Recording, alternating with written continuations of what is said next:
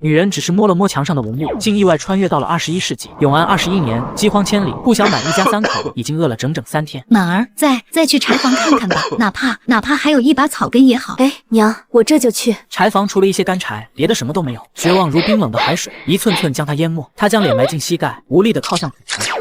这是哪里？天界还是阎罗殿？快看，那小姐姐是玩 cosplay 的吧？衣服还挺复古的。拍短视频的吧？摄像机藏哪儿了？顾小满还没回过神来，只听嗖的一声，一个头发染成红色的姑娘骑着一辆2轮铁驴，稳稳停在他面前。小姐姐，你怎么了？需要帮忙吗？这姑娘莫不是什么狐狸精怪？怎么连头发都是红的？哎呀，有人摔倒了！顾小满顺着声音望去，只见一个老太太倒在地上，他目光扫过老太太的面色和倒地姿势，心头猛地一沉。这分明是绝症里最凶险的心弊之兆，若不及时施救，恐有生命危险。小姑娘，你干什么？别乱动，等下造成2次伤害就不好了。我是大夫。顾小满声音不高，却带着一股不容置疑的笃定。他迅速从贴身的小布囊里取出针包，这是他吃饭的家伙，走哪带哪。可取出银针，他忽然犯了难。银针入体必须消毒，在家可以用火烤，可这地方没有火。就在这时，他看到旁边有人嘴里叼着一根冒烟的小棍子，借火舌子一用。啥？火舌子？小姐姐，你这入戏也太深了吧！顾小满顾不上细究这奇怪火舌子的玄机，接过那冒火的小东西，捏住银针尾部，在火苗上飞快撩过。待针尖微凉，他深吸一口气，手腕一沉，精准地刺入了老太太的穴位。一连3针，元中、内关、素髎3处大穴，针针利落。天哪，他真敢扎啊！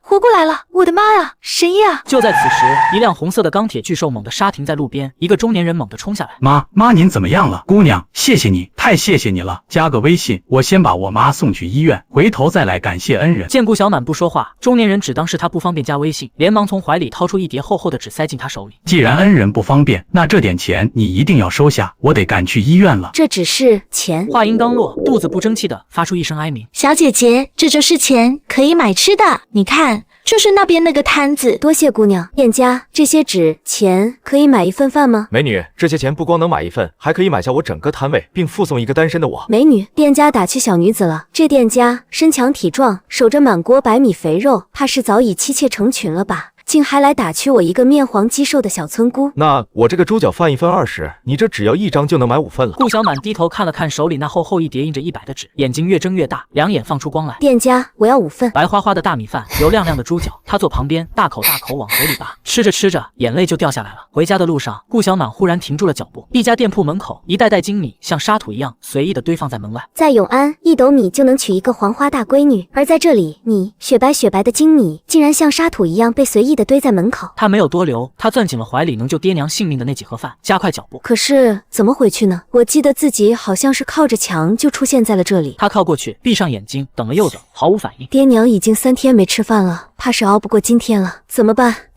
来的时候好好的。他身心疲惫，将脸深深埋进膝盖，无力地靠向那面墙。突然，我回来了。他爹，咱这是到地府了吗？顾母迷迷糊糊地睁开眼，当看到桌上那白花花的大米饭时，以为自己是在做梦。爹娘，是这样的。满儿，你没发烧说胡话吧？这世上哪有这等神仙洞府？娘，是真的，您尝尝。顾母颤巍巍地扒了一口饭进嘴里，眼泪瞬间就涌了出来。此事匪夷所思，非神即魔，但既然能换来米粮救我全家性命，便是神迹。满儿，此洞府乃我顾家活命之根本，天知地知，你知我知，绝不可让第4人知晓。爹，我回来的时候看见那边店铺的大米就像土一样堆在门口，那好心人给我这种纸钱，能买好多猪脚饭，买米应该也买得起吧？满儿，你老实告诉爹，你去的那个神仙洞府究竟是何等模样，里面都是些什么人？爹娘，言语实在难以形容，不如我带你们亲眼去看一看。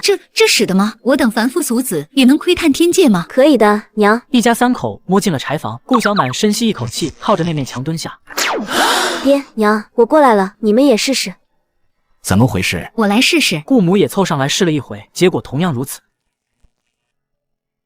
满儿，看来此番机缘唯你一人可得，这是天意，也是我顾家的生机，你万万要。顾父话还没说完，堂屋那边忽然传来一阵轻轻的叩门声。老顾家的在不在？是王婶。快把饭藏起来。老顾家的，我进来了啊。王婶，这么晚了，您怎么来了？明明闻到一股好香的肉味，哎，算了，这年头谁家有肉都得藏得实实的。王婶，你这是何意？我家也没啥了，就这点东西，你们先吃着。他家也没吃的了。铁蛋都瘦得皮包骨头，他竟然还把米拿来给我们。王婶，这不行，你家还有铁蛋，这些东西你拿回去，我们拿着。铁蛋他爹在镇上扛活，好歹每天能挣一口饭。顾大哥身体也不太好，你们家没人能出去挣。这句话戳中了所有人。顾父的腰不好，不能干重活；顾母身体不好，常年吃药。顾小满是会医术，但大荒年间的，谁家还有多余的粮食请大夫？全家3口确实是村里最困难的那几户之一。顾小满低头看着怀里的粗布包袱，心里难受。我应该把东西还给他。我家有猪脚饭，有那边的米。王婶刚才往桌子那边看了3次，她肯定闻到肉味了，但她什么都没说，只是把这点东西留下。可我又什么都不能说。对了，铁蛋他爹让我告诉你们，隔壁村已经有人开始偷粮食了，好几个寡妇家夜里被人翻了，你们晚上把门堵严实点。咱家有猪脚饭，有大米饭，有那么多吃的，人家把最后一口粮拿来给我们，我们却在骗他。王婶的恩情我们来日必报，只是眼下，马儿，你那边赚的那个纸钱能买多少米？女儿不知，女儿担心您和娘的身体，回来的匆忙，还未去问。下次去你问问，多买些米，不光给咱家，给王婶家也留一些。他怎么对咱们的，咱们怎么对他。但这个米不能说是从那边买的，你就说是在山上找到了酒粮仓。次日，顾小满靠着墙蹲下，把脸埋进膝盖。啊，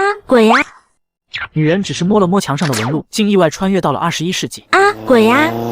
鬼呀！你脸上是什么？面膜啊，补水美白的面膜。顾小满盯着他脸上那层绿泥，警惕的没有靠近。面膜是什么东西？敷在脸上是药膏。你脸烂了，我帮你看看。没有，这是护肤，护肤懂吗？护肤，这是什么药材调的？绿豆、薄荷？不对，绿豆没这么细，是矿石粉，加了什么？闻着有股黄瓜味。你怎么还分析上了？你要不要洗掉？顾小满很认真。我不确定这个配方对不对，矿石粉敷脸，万一堵了毛孔，会起红疹的。这是正规产品，不是矿石粉，是高岭土。算了算了，我本来是敷着面膜出来买个奶茶就回去的，你等我一下，我去洗掉。顾小满站在那栋贴着白瓷砖的小房子前面，满脸警惕，墙上画着一个小人，穿着裙子。这个地方是茅房？对，公共厕所，大家都用的。茅房为什么建得这么好看？这茅房比我家堂屋还干净，这水是自己出来的，感应的。顾小满弯下腰，歪着头研究那个水龙头。他怎么知道你的手在下面？它里面藏了个人。没有人，是红外感应。红外是什么？你叫什么？我没有叫啊。我问你叫什么名字？我叫顾小满。小满啊，你今天要问的所有问题，答案都是电。门是电开的，水是电放的，灯是电亮的。电，你就理解成一种看不见的雷，被人驯服了，关在墙里，乖乖给人类干活，行不行？雷被驯服了，关在墙里，给人类干活。他说的每个字我都听懂了，但合在一起我完全无法想象。这个世界的人连雷都敢抓，还让他乖乖放水。他们对天地之力没有敬畏吗？还是说他们太强了，不需要敬畏？行，电，我记住了。那又是什么？洗面奶。洗脸的。洗脸为什么要用奶？牛奶？不是奶，是就是一种清洁产品，能把脸上的油洗掉。脸上的油为什么要洗掉？脸上有油是好事，说明气血足。脸上没油的人不是病了就是老了。你们那儿的人都不洗脸吗？洗啊，用水洗。不用洗面奶，你试试。顾小满低头看着手心里那坨白色的膏体，凑近闻了闻，香的，不是花香，不是药香，是一种从没闻过的，干净到不像世间之物的香。他学林淘淘的样子，拖出泡沫往脸上抹，泡沫碰到脸颊的那一瞬间，他愣住了，滑的像摸到了绸缎，细的比春天第一场雨的水珠还细。这个多少钱？几十块吧，不贵。几十块一份饭的钱，太贵了。桃子姑娘，你们这里的人都是这样过日子的吗？脸要洗干净，头发要染颜色，腿要露出来，茅房要铺白砖，水要自己流出来。你们过日子有这么多讲究，活得累不累？累啊，但累的方向不一样。你们是累在活不下去，我们是累在活不够好。你们愁的是今天有没有米下锅，我们愁的是面膜买哪个牌子，奶茶喝全糖还是半糖，手机出新款了要不要换。你要我说哪种累更累，我说不上来。但我问你一个问题，什么？你那边的人多久洗一次澡？夏天2、3天一次，冬天看情况，烧水废柴。我们这边的人每天都洗。每天？那不是把身上的精气都洗掉了？精气？什么精气？洗澡只会洗掉脏东西，不会洗掉精气。不对，根本就没有精气这种东西，那是伪科学。什么叫伪科学？我求你去找个网吧上网自学一下，我真的科普不动了。网吧又是什么？林淘淘直接把他拽出了公厕。你下次再问我这是什么，超过20次我就收费，一个问题1块钱。1块钱是多少？就是算了，当我没说。顾小满目光落在路边一个门面上，玻璃门上贴着红字：医保定点，中药西药齐全。桃子姑娘，这个地方是药铺，药店卖药的，谁都都能进去买。对啊，只要给钱。上次救老太太3针下去，那中年人塞给我1叠钱。如果我在这个世界用医术赚钱，哪怕不在街上救人，只是给人看看小病、扎扎针，是不是就能换到更多的银子？桃子姑娘，你们这边的人生了病，除了去医馆、医院，还有没有别的法子？什么叫别的法子？就是不去医院，私下找个大夫上门看，看完给钱。你说的是找私人医生，那种很贵的，一般人不会。不是那种，就是普通人，街坊邻居，有个头疼脑热的，找附近会看病的人帮忙扎1针，看完给点东西当谢礼，不拘多少。你说的这个，我怎么听着像非法行医？非法就是不合规矩的，没证行医是违法的，被抓到要罚款的。违法这个词在永安也有，杀人放火是违法，偷盗抢劫是违法，但给人扎针救命也算违法，这是什么规矩？那怎么才算合法？考证啊，考医师资格证。怎么考？首先要医学院毕业，或者走师承恩，就是找个有证的老中医带你跟师几年，然后参加初试考试。你问这个干嘛？你不会是想当医生？我本来就是大夫。林桃桃想起第一次见顾小满的时候，这个穿古装的姑娘蹲在地上，3根银针把一个新币老太太从阎王手里拽回来。那手法不是表演，是真的。但我一直以为顾小满是哪个中医世家的传人，穿着汉服拍短视频的那种。毕竟这条街上经常有穿古装拍段子的人。你认真的？认真的。林桃桃沉默了一会儿，她忽然意识到一件事。我认识顾小满2天了，但他除了会针灸、穿古装、不懂手机之外，我对这个人几乎一无所知。不知道他住哪儿，不知道他多大了，不知道他从哪个中医学校毕业，也不知道他为什么每次出现在这条街上都是突然冒出来的。难道小满，我问你个问题，你是不是跟家里闹翻了，离家出走？何意？你这身衣服，你这个说话方式，你对什么东西都一惊一乍的。我一开始以为你是拍短视频的，但你又不是，你不会用手机，没见过自动门，不知道钱长什么样，你像是从某个特别偏的地方来的，从来没接触过现代社会。他顿了顿，语气变得认真起来。你是不是从小跟师傅在山里长大的，就是那种隐居的中医世家？你师傅不让你下山，不让你接触外面的东西，所以你对现代社会什么都不懂。他说对了一半，我确实是从一个他无法想象的地方来的。但不是山里，是山外面，是另一个世界。你说的略无差异。那你师傅是不是那种白胡子老头，住茅草屋，门口种一堆草药，给人看病不收钱，病人好了就送只鸡？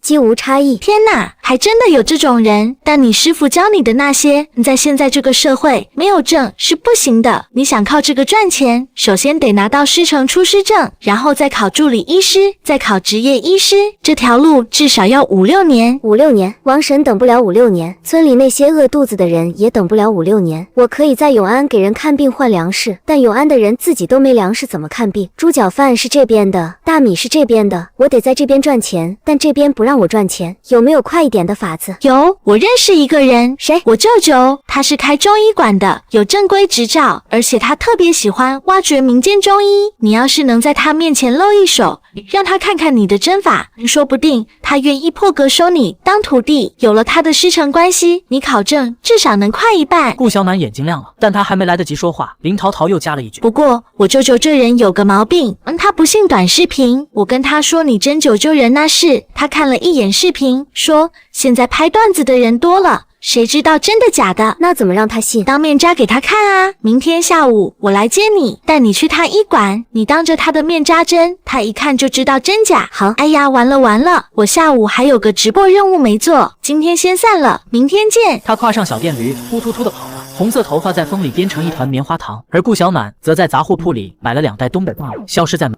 女人只是摸了摸墙上的纹路，竟意外穿越到了21世纪。救命！谁来救救我的孩子？打120啊！快拍后背！顾小满冲过去，他只看了孩子一眼，面色发干，双手卡喉状。异物卡喉，再晚就没救了，把孩子给我。那年轻妈妈死抱着孩子不放，整个人在发抖。顾小满一把抓住她的手腕，用力一按，捏住了合谷穴，剧痛让那女人本能的松了手。顾小满趁势把孩子翻过来，面朝下，左手托住下巴，右手掌根对准后背，猛地一击。片刻后，一颗硬糖从孩子嘴里飞出来。吐出来了！小姐姐，你刚才那招叫什么？什么？你是医生吗？我不是医生，我是大夫。恩人，谢谢你。你叫什么名字？哪个单位的？顾小满头也不回，拐进了一条小巷。还好跑得快，这应该不算非法行医吧？小满，你怎么找到我的？你用海姆立克救人的视频都传疯了，我刷到就赶紧过来找你了。昨天不是说好了要带你去见我舅舅吗？走吧。海姆立克是什么？你那个救人的手法就是海姆立克。小电驴突突突的冲出小巷，七拐八拐钻进了一条老街。到了。当归、川芎、白术，在这个到处都是消毒水味的世界里，我终于闻到了熟悉的味道。来了，这次带了朋友。咦，这身打扮还挺特别的。这就是我跟你说过的那个针灸特别厉害的小姐姐。顾小满，坐，等我先看完病人。语气不冷不热，没感人，也没表示任何兴趣。顾小满站在诊桌旁边，安静地看着陈舅舅问诊、问症状、看舌苔、把脉、开方，每一步都是顾小满熟悉的流程。然后他用了一个顾小满不熟悉的工具，把一张卡在桌上一个黑色的小盒子上刷了一下，然后开始在一个方形的盒子旁边敲。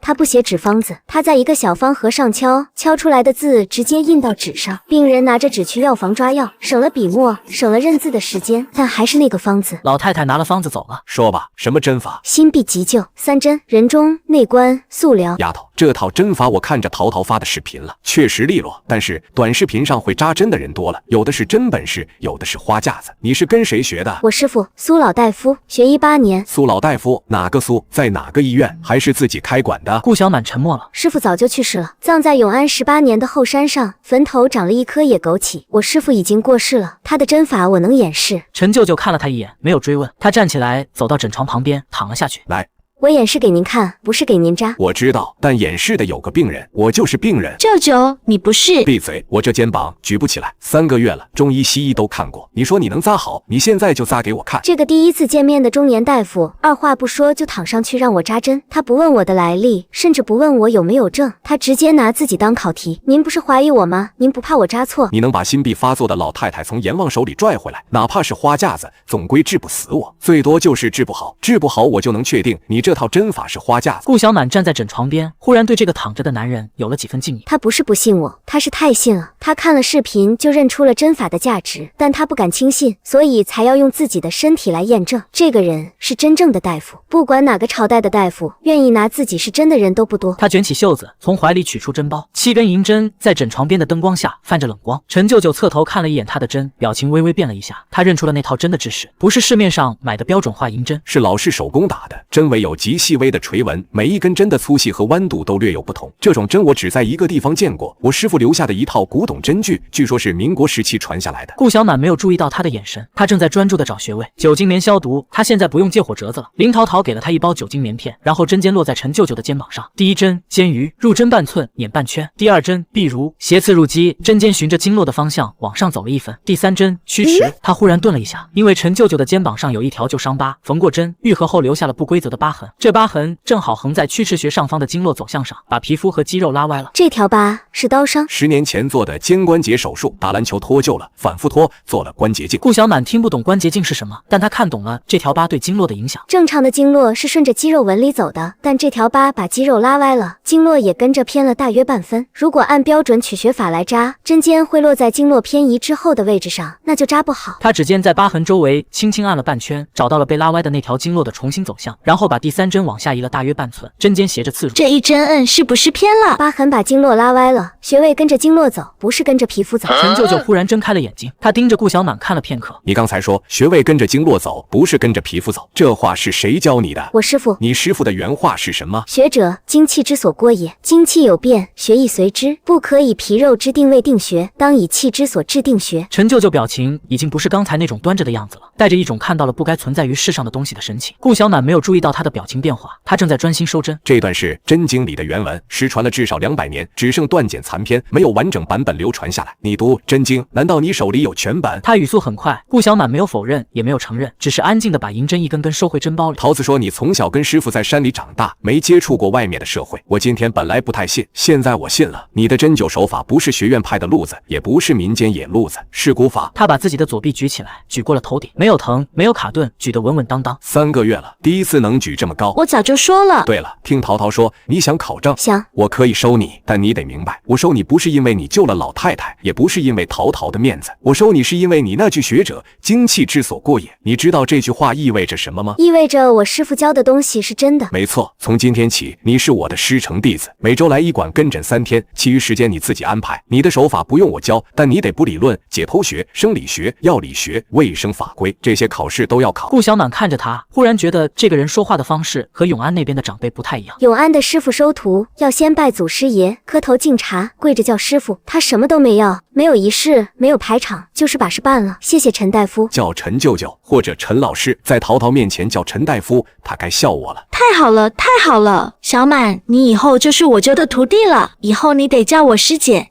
不对，我比你入门晚，但我的辈分比你高，我是你师姑。不对，你什么都不算，你又没拜师，你连学位都认不全，别在这儿盘亲戚。好，我都听见了。出了医馆，天已经暗下来了。小满，我舅舅这个人眼光很高的。上次有个中医学院的研究生来找他拜师，带了一堆奖状和论文，他面都没见。但是你今天扎完针，他直接问你那句话的出处。什么话？学者精气之所过也，这是真经里的，对吧？我虽然听不懂，但我看我舅那个表情，他从来没对人这么客气过。顾小满没有说话，他低头走着，脚下的路是灰色的、平整的，没有泥土和石子，但他心里想的是师傅永安的苏老大夫坐在大岭那间漏雨的土坯房里，一边搓艾条，一边教他背真经。婉儿，师傅这辈子没留下什么，就留了这几根针和这几句话，以后不管到哪儿，这些话不能丢。他忽然说了一句，声音很轻，像是自言自语。我师傅要是还在，应该会喜欢陈舅舅。那我就肯定也会喜欢你师傅。你听听，两个闷葫芦坐在一起，不说话，光把脉，把完脉写方子，写完方子喝茶，那画面还挺和谐的。是挺和谐的。他坐上小电驴后座，在晚风里穿过了半座城市。林淘淘的蝴蝶结在风里编成一只蜻蜓，他嘴里哼着一段顾小满没听过的旋律，曲调轻快，像是在唱一个很好很好。顾小满从现代回来，带了2袋碎米和1兜子盐，还有蔬菜5花肉。他把东西放进灶房，坐在院子里帮顾母摘菜，菜是他刚从现代带回来的。满儿，你这几天回来的比往常晚。医馆忙，陈老师给我排了新的课表，晚上要补理论。什么理论？就是他们那边的大夫要考的东西，解剖、药理、卫生法规。师傅教的够用，但那边规矩不一样，没证不能行医。顾母听不懂这些，但她听出了女儿语气里那股子认真的劲儿，跟小时候背真经一模一样。她点了点头，没再追问。那边的人对你好不好？好，陈老师把师承备案办了，有人举报我非法行医，是他挡下来的。桃子为这事气得几天没睡好。那个红头发的姑娘，对你好的人你要记着，人家帮你一回，你得还一回，咱顾家不欠人情。我知道，爹。满儿，那个桃子姑娘，她家里还有什么人？就她跟她妈，她爸走得早，没爹的孩子早当家，他妈一个人带大她不容易。你跟桃子好，娘放心，可你别光让人家照顾你，他妈要是身体不好，你多去看看。娘，桃子他妈请我这周末去家里吃饭。去吧，人家请你是看得起你，去的时候别空着手，带点东西。还有给他爹上炷香，他爹走得早，家里没个男人撑着，桃子他妈不容易，你替爹敬一炷香。女儿记下了。林淘淘家住在城南老区，房子不大。你那个朋友姓什么来着？顾小满。多大了？跟我差不多吧，20出头。我昨天梦到你妹妹了，梦到她长大了，站在咱家门口敲门，门一开就喊妈。长什么样？没看到脸，就听到声音，跟我想的一样，软软的，脆脆的。她说妈，我小时候那件红棉袄还在不在？我说在，都在，一件都没扔。林淘淘低着头不说话，这个话题每年都要出现1-2次，他已经学会了不接话、不劝也不岔开。他妈不需要安慰，只需要有人听。你妹妹要是还在，应该也跟你那个朋友差不多大。对了，那姑娘叫什么来着？妈妈刚问过了，又问，她叫顾小满，名字好听，小得盈满，将满未满。他妈转身进了卧室，然后是拉抽屉的声音。过了一会儿，他妈从卧室里出来，眼睛微微泛红。周日我去买菜，你问问小满有没有什么不吃的。她不吃香菜，闻到香菜的味道就想吐。闻到香菜的味道就想吐。你妹妹也不吃香菜。对了，你那个朋友小时候也是在村里长大的，好像是吧？她没怎么提过小时候的事。他妈点了点头。吃饭的时候，桌上摆了3副碗筷。林淘淘看了一眼那第3副碗筷，没有问。念念的碗筷一直都在，洗得干干净净的，每次吃饭都摆上，吃完再收回去。20年了。天还没亮，顾小满就被院门口的脚步声吵醒了。有人在来来回回的走，不敢敲门，又不肯走。他推开门，王婶站在晨雾里，嘴唇冻得发青。小满，板，铁蛋烧了一夜了，浑身烫得像火炭，你给婶子去看看。铁蛋躺在破席子上，脸烧得通红。王婶蹲在旁边，眼睛肿得像个桃核。顾小满翻了翻眼皮，把了脉，取出针包，用火折子疗了针尖。大椎、曲池、合谷3针下去，铁蛋的眉头皱了一下。他从袖子里摸出一个小纸包，递给王婶。师傅留下的退热散，今晚我再来。铁蛋的烧第3天就退了，但村里生病的不止铁蛋一个。接下来半个月，顾小满看了10几个病人，大多是饿出来的毛病，他能救的都救了，但有一个人他就不回来。村东头的孙老爹肺病拖了半年，他去看了3次。第3次去的时候，孙老爹靠在床头，脸色灰白，呼吸又浅又急。顾大夫，你别费力气了，你在我走的不那么疼就行了。隔天傍晚，孙老爹的女儿来敲门，我爹走的时候没受罪，他说让谢谢你。我爹走之前交代的，说不能让你白忙。晚饭的时候，顾母把女孩送的粗米给煮了。顾小满喝了一口，眼泪忽然掉进碗里。我必须快点在那个世界站稳脚跟，然后帮助村里人。次日下班上车，我妈从早上就开始炖排骨了，炖到现在，你面子大得很。小电驴拐进城南老区的时候，天色刚开始暗。小马比视频里瘦多了，你做一下排骨马上就好。顾小满还没来得及说阿姨好，他就已经转身回厨房了。什么视频？我拍的你在医馆抓药的视频呀，我跟我妈天天看。你现在在我家是名人。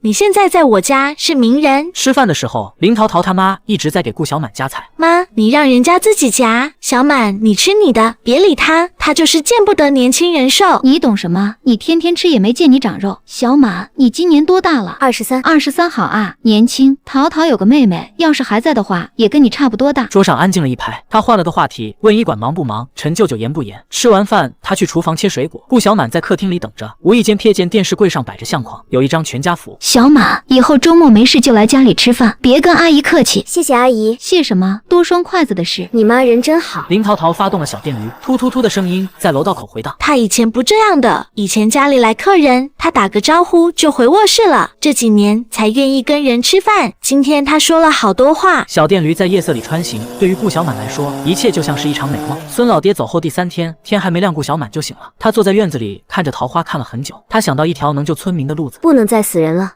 不能再死人了。第2天，他穿到现代，去粮油市场转了一圈。他没有买精米，反而买了碎米。不是买不起，如果将精米运回去，村里人会问，镇上的人会问，一袋精米能引来10双眼睛，10袋能引来一群狼。我要的不是当一回菩萨，是一条能一直走下去的路。他一次先买了20斤碎米，拖回柴房后倒进旧麻袋，在外面抹了一层锅底灰，确认没有漏洞，扛起来去了李正家。这是米？粗米，贵人给的。这东西比金子贵。满儿，你说清楚。我师父在世的时候，在镇上结识了一个大户人家的管事，那家老爷做药材生意，专门收野生药材，品相好的价钱公道。我接手师父的医箱以后，跟那家续上了。前几天去给老太太扎针，老毛病调了几次方子见效了。老爷一高兴，说以后药材照收，可以换粗米。那老爷姓什么？姓陈，在镇上做药材生意，跟周边好几个村都有往来，所以不是白给，是我们用药材换的。药材断了，你就断了。行，你定个规矩。葛根、山药、茯苓、黄芪，山上能挖到的药材，晒干了拿来，1斤干货换1斤米，谁家挖的多谁家多换。每月挑最好的那批药材封箱装好，我给陈家送过去。那批不走换米，是稳住贵人的。行，我敲钟。钟声从那口破钟上荡开的时候，全村人都以为是谁家又饿死了。广场挤满了人，脸上都是同一个表情。饿久了的人对任何意外都本能的害怕。这是又要宣布哪家有人熬不住走了吗？然后李正把4袋麻袋往树下一字排开，人群安静了一瞬，然后炸了。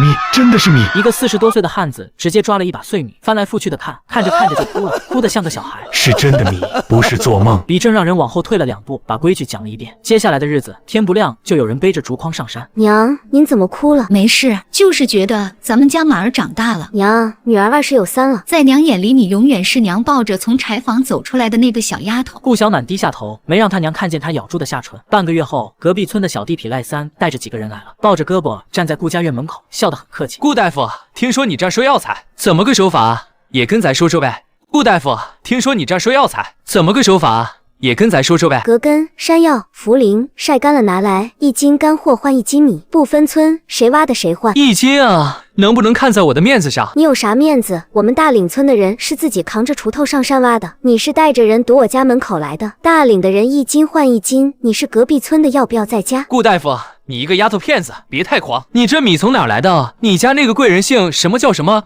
你以为没人想知道？我在镇上混了10年，怎么从来没听说有个姓陈的药商？你没听说过的人多了。陈家做的是南边的生意，往来都是府城的大药行，不在镇上的小集市抛头露面。你赖三在镇上混了10年，连镇口都没出去过，你上哪听说？陈舅舅是真的人，他开医馆、收药材，这些全是真的，只是不在永安，在桥那边。我说的是真话，没骗人，只是他们永远找不到那个府城在哪。你要是想查，出门右转往南走，走3天3夜。到府城打听一下有没有一个姓陈的药材商人。不过我提前跟你透个底，你到了府城报我的名字，陈家能赏你1顿饭；报你自己的名字，人家连门都不会给你开，因为我给老太太治过病，你没有。赖三的脸变了，他不确定这丫头是在唬人，还是真有这层关系。府城他没去过，姓陈的药商他没听说过，但这话说的太具体了。府城、药行、老太太的病，每个细节都像真的，他不敢赌。行，1斤药材1斤米。还有一件事，从今天起，你帮我办一件事，你在10里8乡人头熟，去周边村子帮我收药材，不是抢生意，是帮他们卖给我。每迁一个村，我给你1包米。你要是敢在外面打着我的名号坑人，不敢，这事我干。赖三带着人走了。院子里，顾母从堂屋里探出头来，脸上写满了担忧。满儿，那个姓陈的贵人是真的吗？娘，你想啥呢？当然都是真的。陈舅舅是真的人，他开医馆、收药材，这些全是真的，就是那边世界的陈舅舅呀。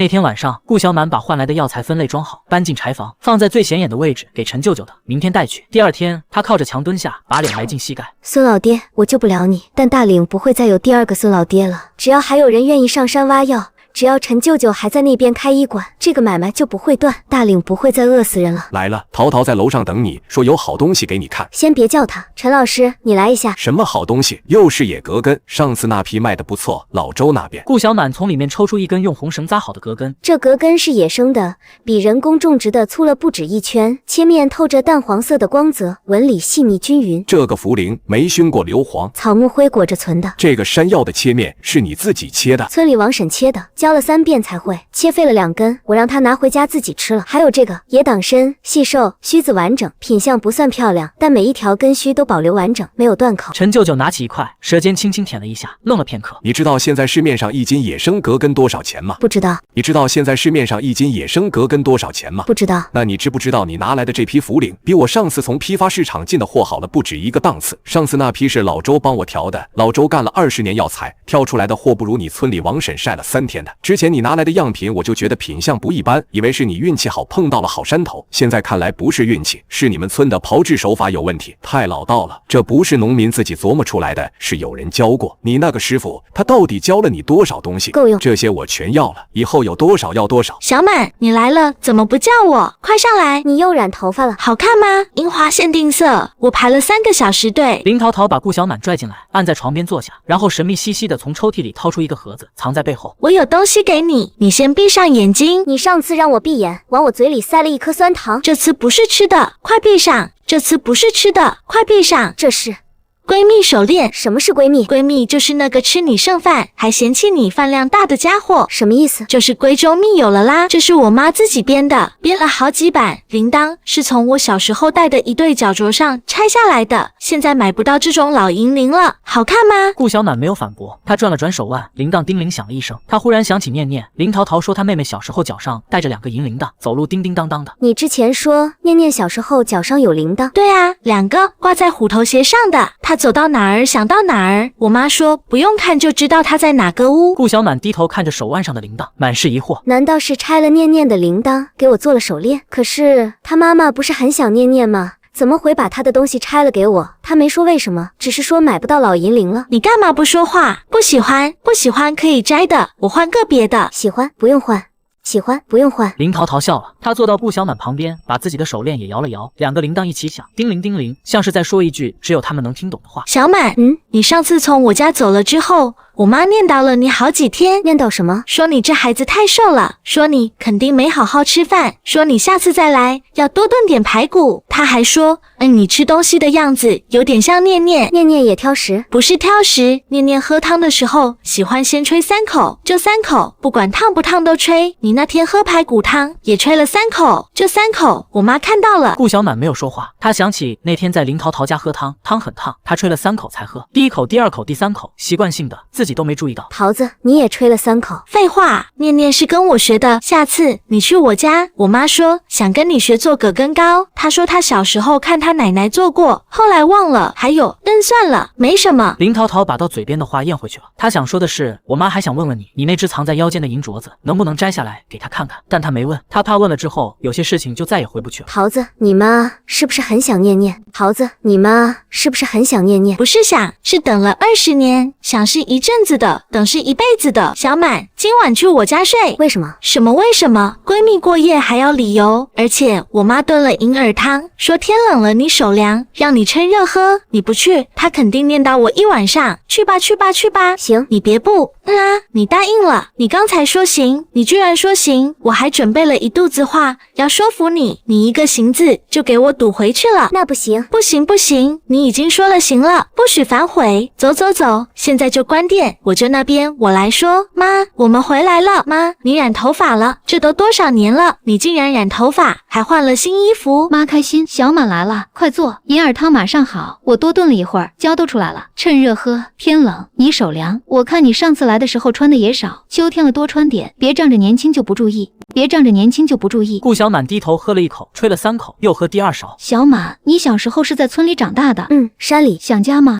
想家就多来这儿。淘淘天天念叨你，我也觉得你在这屋里头自在，以后周末就来，别跟阿姨客气。好。半夜，客厅里，林淘淘他妈坐在沙发上，手里攥着一张旧照片。妈，你怎么还不睡？起来喝口水，你睡你的。第2天早上，小满刷牙洗脸，粥好了。淘淘别睡了，你今天不是要去医馆帮忙盘点吗？淘淘，知道了。顾小满洗漱完出来，桌上已经摆好了3碗粥、1碟咸菜、2个水煮蛋。没人发现桌子上已经没再放空的碗筷了。小满，你那个镯子很漂亮，戴了很久了吧？从小戴的，我娘说是捡到我的时候就戴着了。捡到你不是他们亲生的吗？不是，他们在柴房发现我的。可以给阿姨看看吗？他低头看着镯子，用手指摸了摸内侧，停了片刻。收好了，别弄丢了。这镯子是长辈打的，打得用心，能从小戴到大的东西不多，要好好留着。他把空碗收进厨房，水龙头哗哗响。快点！我就说今天盘不完库存，要扣我工资。虽然我没有工资，但是他会扣我奶茶钱。顾小满跨上后座，抬头看了一眼3楼，窗帘动了一下。桃子，你妈人真好。你才发现？我跟你讲，你还没见过她年轻时候。她年轻时候更好，现在啰嗦了点，但是排骨汤炖的越来越好了。走了。小电驴突冲出小区。顾小满把脸埋在林淘淘后背挡风，没有回头。他把镯子攥得紧紧的，镯子贴着手腕的地方温温的，不像是银器，倒像是刚才那只粗糙的手留在上面的体温。盘点库存这件事，林淘淘从昨晚念叨到今天早上，念叨了不下20遍。真到了医馆，他干了不到10分钟就趴下了。你才数了3盒，3盒已经很多了。小满都数了30盒了，你让他多数点。他是学徒，你是亲外甥女，这是哪门子道理？小满，你说句话。林淘淘正要继续抗议，忽然闭了嘴。他盯着手机屏幕，脸色一点一点变了。小满，你看这个。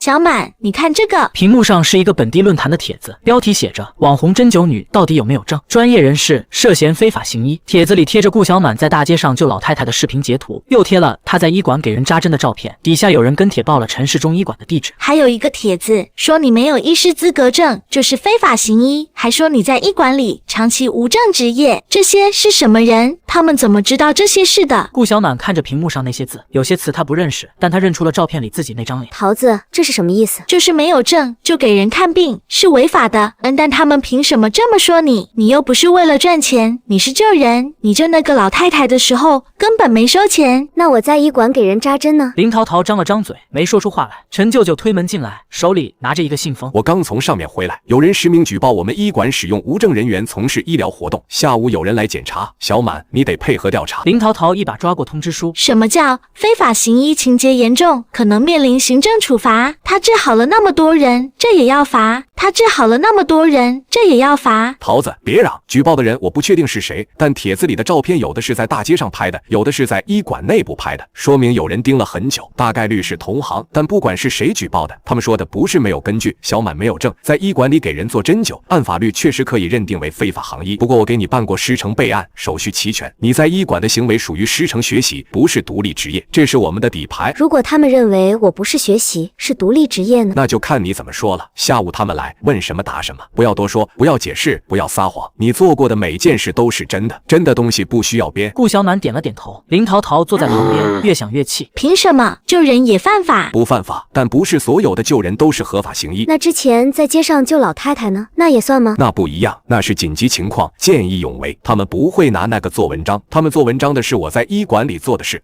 下午2点，医馆门口停了一辆黑色轿车。陈大夫你好，我姓孙，卫健委医政科的，这位是小李，我们接到举报，需要核实一些情况，请配合。陈舅舅点了点头。请问哪位是顾小满？是我。我们接到举报，说你在陈氏中医馆从事针灸治疗，但是你没有医师资格证。我们今天来就是核实这个情况，你的证件方便出示一下吗？我没有证。那你在医馆做什么工作？抓药、认药、炮制、辅助推拿。你有没有独立给病人做过针灸？顾小满顿了一下，林桃桃张了张嘴想说话，被陈舅舅用眼神按住了。有几次？记不清了。陈老师忙不过来的时候，我帮忙。你知道没有医师资格证给人做针灸属于什么性质吗？现在知道了。桃子上午给我看了那个帖子。那你为什么要做？因为病人疼，腰痛、肩痛、膝盖痛，他们坐在候诊椅上等，有时候要等很久。我能治，我师傅教过我，我不是故意违法。在你们这儿没有证就不能行医，这个规矩我接受。但当时那些人疼得受不了，我能帮他们。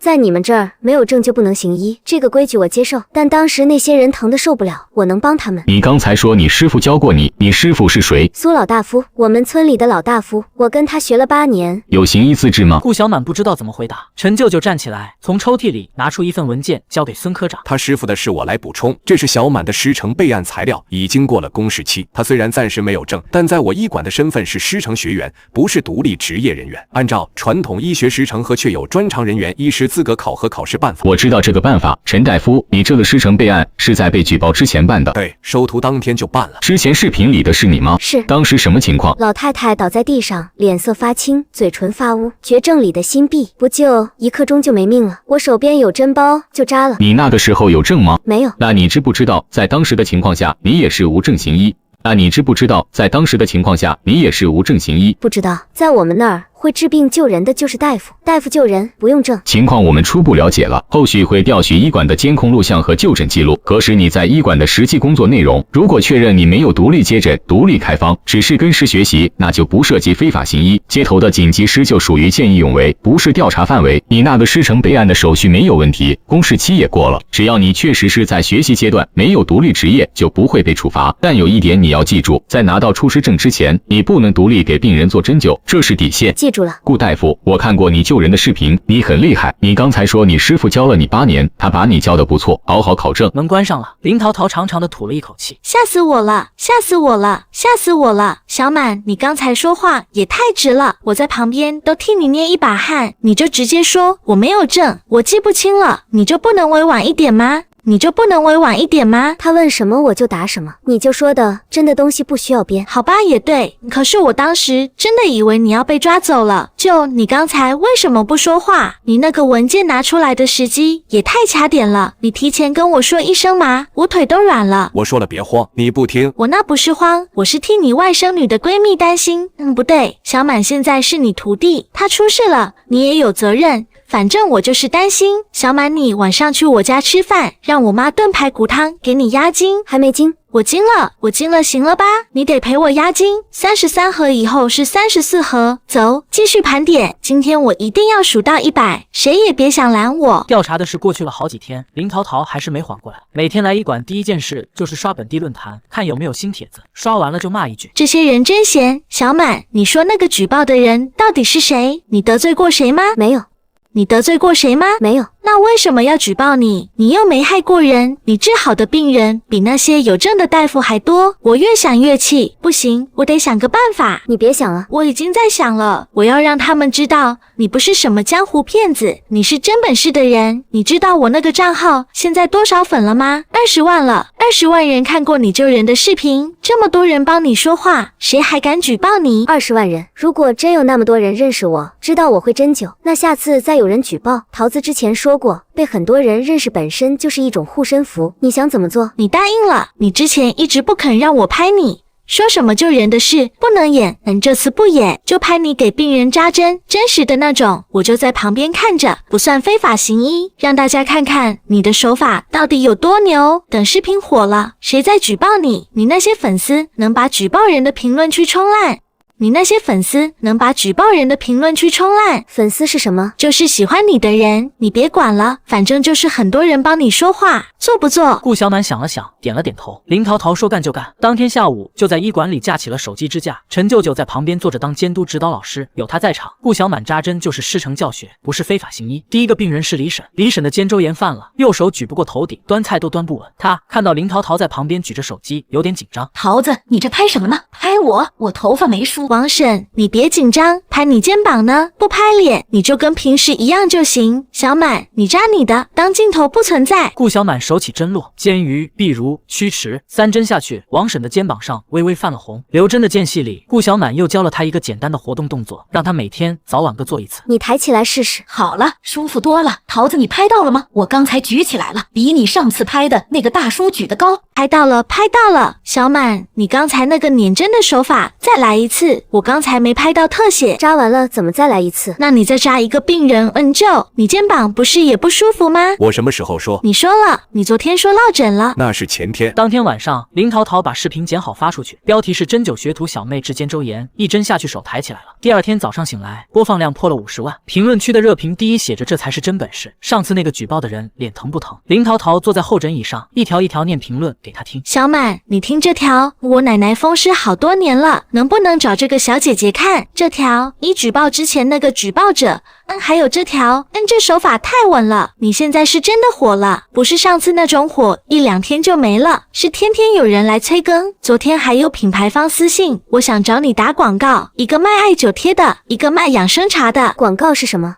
广告是什么？就是他们给你钱，你在视频里提一句他们的产品好用，一个艾灸贴给你这个数。这些钱能买多少袋碎米？你能不能别什么都换算成碎米？你现在是网红，是针灸西施，是多少人求着来看病的神医院？你知道今天挂号的有多少人吗？我就说下周的号都排满了，你现在不缺钱了，你不用再换算碎米了。不缺钱也要算，大岭还有人等着米下锅。小满，你有没有想过，你现在有名气了，你说话有人听了，那个举报你的人当初说你非法行医，现在评论区全是帮你说话的，你不再是那个谁都能踩一脚的无名小卒了。桃子说的对，有名气的人不好欺负，下次再有人踹我家的门，我不光有李正，有王婶，有银针，我还有20万双眼睛，明天再拍一期。好，那就拍你跟我就坐诊的日常，不教手法，就让人看看你是怎么跟师学习的。搭脉、认药，给舅舅当助手，让那些人知道你不是什么江湖游医，是有师傅带的正规师承学员。也行，这样更安全。而且本来就不能在视频里教医术，万一有人跟着瞎扎出事了怎么办？你们这边规矩真多。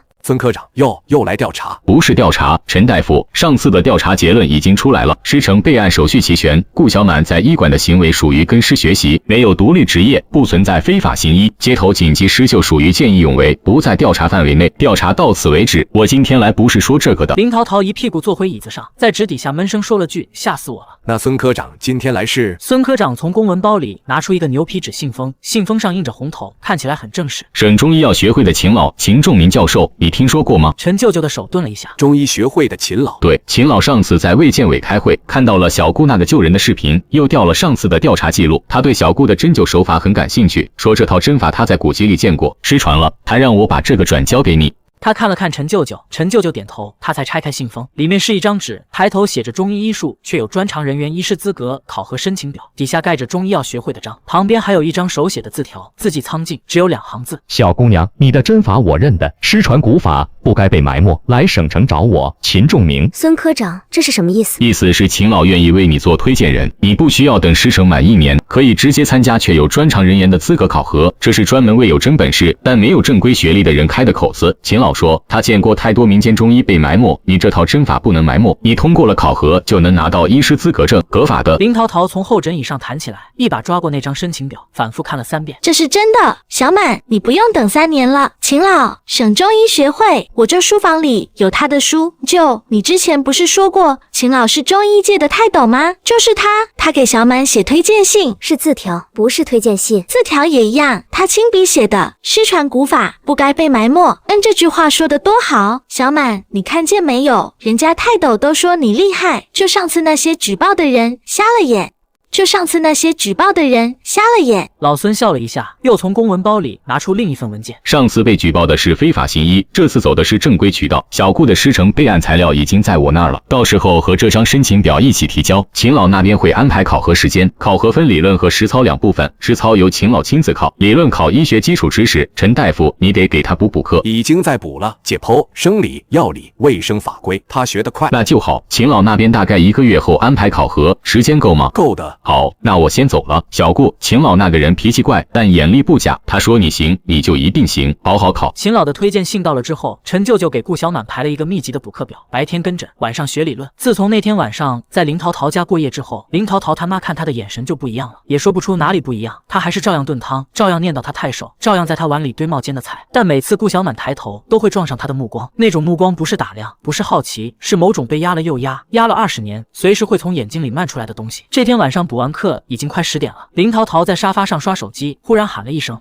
小满，我妈问你这周末去不去家里吃饭？她说上次的银耳汤你没喝够，这次炖了雪梨。去，你妈上次做的红烧肉很好吃，那我让她多做点。对了，她说想看看你那个镯子，上次看了2眼你就收回去了，她说没看清。周末，林桃桃家今天包饺子，桃桃包的，我只负责掉馅。好吃，好吃就多吃几个。桃桃包了1下午，我包了3个小时，每一个穴子都是我亲手捏的，虽然有的漏了，有的破了，有的馅太多炸开了，但心意到了。你多吃几个，炸了的那些都在我碗里。吃完饭，林桃桃去厨房洗碗，客厅里只剩顾小满和林桃桃他妈，电视开着，声音调得很小。林桃桃他妈手里没有叠衣服，也没有织毛衣，她看着顾小满：“小满，你上次说那个镯子能给阿姨再看看吗？”顾小满把镯子退下来，放在他掌心里。林桃桃他妈低头看着镯子，她没有去看内侧的刻字，只是把镯子翻来覆去的看，看它的弧度，看它的光泽，看银面上那些细小的划痕，那是戴了20年才能磨出来的痕迹。这个镯子你知道是谁打的吗？不知道，我娘说捡到我的时候就戴着。是我打的。顾小满疑惑了，打了3天，改了4遍，念念手小，粗了个人，太细又怕断，最后打成一个细圈的，内侧刻了他的名字。念念这2个字，每一笔都是我刻的，我刻了3天，刻废了好几个银坯子。这笔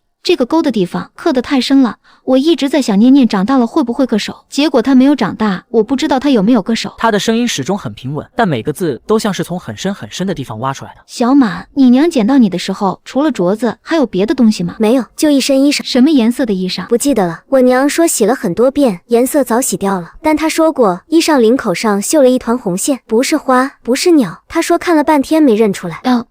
什么？不是一团红线，是3个字母 LNN， 念念名字的缩写，我绣的，绣在他的领口上。阿姨，你3岁那年丢的，就一个转身的功夫，院门明明锁着，门窗也都关着，就是人没了。我找了20年，每个派出所，每份寻人启事，每个长得有点像的姑娘，我都看过。我以为念念早就死了，可你没有死，你被我找到了，你就在我眼皮底下，在我家吃过饭，喝过我炖的汤，跟你姐姐天天在一起。我看了你那么多次，我都不敢认，我怕你不是，怕我认错了，我怕你说妈妈是疯子，所以我忍着，我怕你走了，我连现在这点念想都没了。我想着，只要你在身边就好。他蹲下来，把顾小满的手握住。满儿，你不用现在就叫我妈，你不习惯就不叫。但有一件事你得知道，我不是今天才认出你的。你第一次来我家吃饭，喝汤吹了3口，我就知道是你。念念喝汤也吹3口的，是桃桃教他的。我看了你这么久，每一次你吹3口的模样都跟念念一样，每一次我都想认你，每一次我都不敢。我不是这个时代的人。什么意思？我长大的地方叫永安，不是山里的村子。我是从一面墙里穿到你们这边的。第一次穿过来那天，就是你在街上遇到我那天。你等会儿，你是说，你是个古代人，然后你给我就当了学徒，学会了拼音，喝了我妈炖的排骨汤，带着我妹的镯子。你是个穿越的，你不信？我当然不信，穿越是电视剧里演的。他站起来在客厅里走了2圈，走完又走回顾小满面前。可你说的这么认真，你从来不开玩笑，你连表情包都不会用。那你那边是什么样子？你那个永安什么年的？是什么朝代？我看过你们的历史书，不是你们历史书上的任何朝代。21年是年号，大旱，颗粒无收。我爹娘断粮3天，快饿死了。我是为了找吃的才意外穿到这边来的。第一次穿过来那天，我在街上救了那个老太太，后来我拿钱买了猪脚饭带回去，我爹娘吃了才活下来。所以你买碎米，你说的那个给鸡吃的米，是给你那边的爹娘吃的。对，你买葡萄糖粉，买盐，买菜种，全是为了带回去。你每次突然出现，又突然消失，是回去了。你住在那边，你每天晚上都要回去。对，妈，你听懂了吗？你找了20年的女儿，不是被人拐走了，是被强带走了，所以她才无缘无故消失在锁好门窗的商品房里。她从小就去了古代，在那边长大，学了一手针灸。她吃的第一碗猪脚饭是我带她去买的，她住的第一间房是我的房间。你给她炖的汤、夹的菜，她全带回去了，带了几千年。马儿，你那个柴房，你穿回去的那面墙，能带我去看看吗？你们可能过不去，上次我爹娘想穿过来，怎么试都不行，墙只认我。那就带我们去看看墙。就是这面墙，你每次就是靠在这里，然后就不见了。你要是吗？怎么是？靠上去就行。会不会触电？会不会卡在半中间？万一穿到一半？不会。林淘淘靠着墙蹲下来，过了一会儿，不行，什么感觉都没有。我娘也试过，我爹也试过，都不行，只有我能过去。这墙是热的。每次我要穿过去的时候，它就会热，平时是凉的。这里是我们的老宅，3岁那年你丢了，我就卖掉了。没想到你竟然是这样失踪的，我找了20年，你原来在这里，在墙那头，在一个妈连想都想不到的地方，长这么大了。我打算就把它买回来，方便你回来。你养母，她对你好吗？好，她把我从地上捡起来，用米汤一口一口喂大的。那她就是我恩人。马儿，带我去见她。我不知道能不能带人过去。对哦，我怎么没想到呢？我能带东西过去，为什么不能带人过去呢？也许牵着手就可以过去了，但是我怕会有危险。我不怕。几人手牵手，然后顾小满靠墙蹲下，他身体贴着那片微热的门，能感觉到里面在嗡嗡的颤，像是很远的地方有什么东西在苏醒。过来了。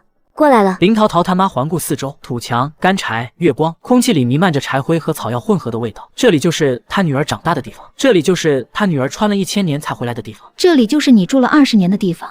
我娘在堂屋，走吧。满儿，这是娘，这是我在那边认的阿姨，她对我很好。她怎么过来的？不是只有你呢？顾母的声音忽然卡住了，她盯着林淘淘他妈的脸，一个丢过孩子又捡过孩子的女人，看到另一个女人站在她面前，不需要任何解释。是你吗？她亲娘是我。两个母亲面对面站着，然后顾母往前迈了一步，林淘淘他妈也往前迈了一步。顾母伸出手握住了林淘淘他妈的手。你把她生下来，我替你养了20年，没养坏。她本事大，救了好多人。你来找她了，我没有不放她的道理。我不是来找你要人的，我是来谢你的。你把她养得好，比我能养得好。她从小就不哭，摔了不哭，就一回。小时候发烧烧得厉害，迷迷糊糊喊了一句妈。我在想什么是妈，现在我想她大概是叫你。你养她20年，以后她就是2个娘，一个生她，一个养她。你要是不嫌弃，你往后也是她娘，我跟你一起做她的娘。我不嫌弃，我高兴。她有2个娘，总比只有1个强。顾小满站在旁边，看着他的2个母亲，永安的养母和21世纪的亲娘，隔着20年的寻找和1000年时间，站在同一间漏风的堂屋里，握着手，说要一起做他的娘。我真的穿越了。问小满，小满，你看到没有？我过来了，我也是穿越者了。我要发朋友圈，不对，这边没网，那我要写日记，也不对，这边连纸都没有。我衣服呢？我穿过来的时候衣服没丢吧？头发还在吧？手机，手机带过来了，但是没信号。小满，你看，一个信号都没有。这边没有信号塔。我知道没有信号塔，可是一个现代人在古代没有手机怎么活？不对，你现在是现代人了，你也不能没有手机。算了，我们待多久？走吧，带你去见我爹。回来了。爹，这是淘淘，我在那边认的。姐姐，你是念念的亲姐姐。您知道？马儿刚说的，你跟你妹妹长得像，眼睛像。真的吗？我妈也说我俩眼睛像，可是她比我好看。都好看。妈，你都不告诉我这边长这样。你知道小满他们家连自来水都没有吗？他们喝的是井水。我从柴房走过来，一路全是泥巴路。小满说这条路他走了20年。小满，你走了20年的泥巴路，下雨天怎么办？鞋会陷进去吧？你摔过吗？摔过几次？你有没有因为这个哭过？你肯定没哭，你连被调查都不哭。对了，妈，小满被调查的事，你别担心。已经解决了，秦老给他写了推荐信，他马上就能拿证了。小满，没有自来水，没有空调，没有外卖，你在这种地方长到这么大，还学了一手针灸，还考过了拼音，还能帮我们村，不是帮你们村搞药材买卖，你是怎么做到的？我娘教的。顾婶，谢谢您把我妹养大。我妈说了，您是她恩人，您也是我恩人，以后您有什么事就找我。虽然我在这边可能什么也干不了，我不会挑水，不会砍柴，不会生火，但是我在那边可以帮您照顾小满，他喝汤不吹3口，我都帮您催他。你是他姐姐，以后你也是家里人，家里没什么好东西，就一顿便饭，粗茶淡饭，别嫌弃。不嫌弃。吃什么？我能去厨房看吗？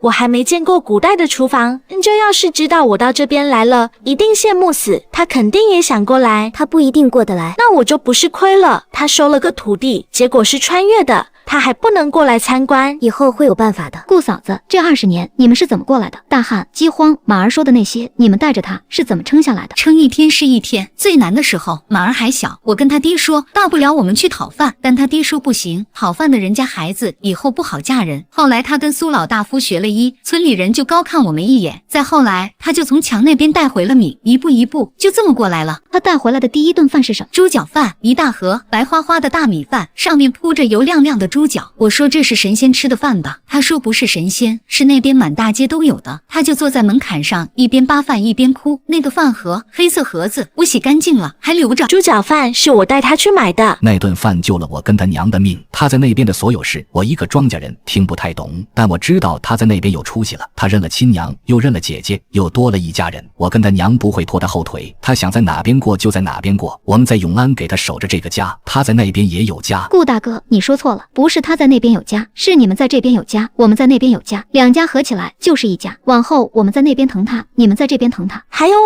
我，我是他姐，以后他的糖都归我管。不对，我不抢他的糖了，以后我的糖分他一半。你哪来的糖？我回去买。小满，你喜欢吃什么糖？奶糖还是水果糖？算了，你肯定不知道，我每种都买一点，你爱个尝。不对，你可以自己去超市挑了。你现在是现代人了，你有身份证，你可以自己逛超市了。下次我带你去超市，你想吃什么自己拿，我给你付钱。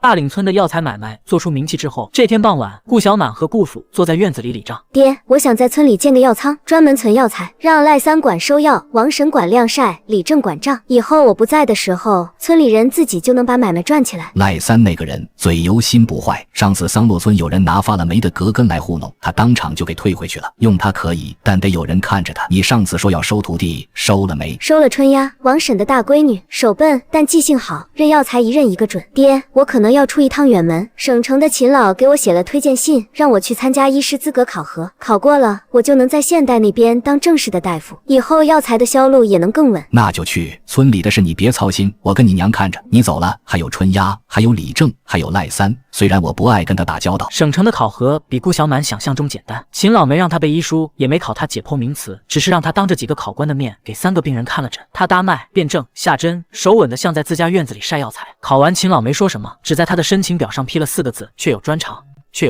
爹娘，我拿到证了。什么证？这个章是真的，官府的章，真的，省里发的。满儿拿证了，虽然听不懂是什么，但你爹你娘高兴，那就是好事。晚上婶子多炒2个菜，给你庆祝庆祝。王婶，以后药材的买卖会更大，我打算让赖三在镇上开个收购点，周边几个村的人不用翻山越岭往咱这儿跑了。他管收药，您管晾晒，李正管账。以后我不在的时候，村里人自己就能把买卖赚起来。你放心，有婶子在，谁也别想偷懒。晚上，顾小满一个人坐在柴房里，月光从墙上的裂缝漏进来，照在那几个灰扑扑的麻袋上。他把医师资格证放在膝盖上，用手指摸了摸上面自己的名字，顾小满。这个名字是师傅取的，说这孩子命苦，取个满字，希望以后日子能满起来。老宅是自己家的，那以后更方便了，也不会被发现。回来了，吃饭了没？锅里有排骨汤，还热着。回来了，吃饭了没？锅里有排骨汤，还热着。吃过了，在那边吃的，我娘炖了鸡汤。那就再喝碗汤，鸡汤是鸡汤，排骨汤是排骨汤。证拿到了。拿到了。好，明天妈多做几个菜，叫你舅和秦老都过来，给你庆祝庆祝。妈，我想带爹娘过来住几天。带，你的房间旁边那间空着，你爹娘住正好。你娘喜欢吃什么？我提前备菜，什么都吃，不挑。那你爹呢？他上次在永安喝排骨汤。喝了2碗，我明天多买点排骨。妈，